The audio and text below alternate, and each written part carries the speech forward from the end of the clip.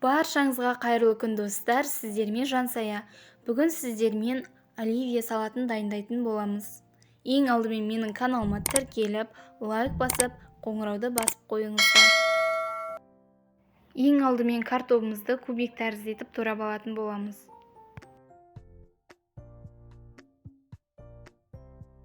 Картобымыздың барлығын турап болғаннан кейін тарелкамызға салып, үстіне майонезімізді жағатын боламыз.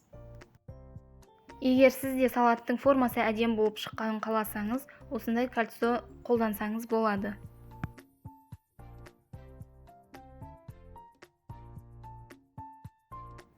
Сәбізімізді де тура осылай кубик тәрізді етіп турап алатын боламыз.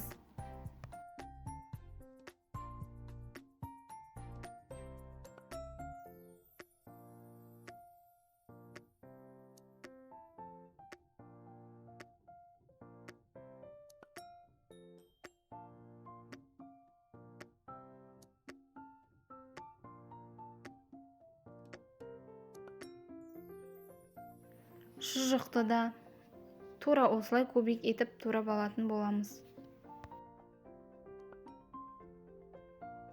Шұжықтарымызды турап болғаннан кейін жұмыртқамызды да осылай барлығын рет-ретімен турап алатын боламыз.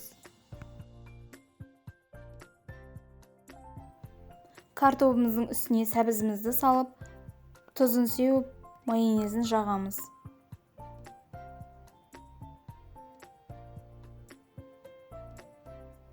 Енді шұжықтарымызды саламыз. Дәл осы ретпен қайтадан тұзын салып, майонезін жағатын боламыз. Ең соңғысы бетіне жұмыртқамызды салатын боламыз. Егер видеоны соңына дейін қараған болсаңыздар, лайк қойып пікір жазуды ұмытпаңыздар. Сіздермен болған Жансая, сау болыңыздар.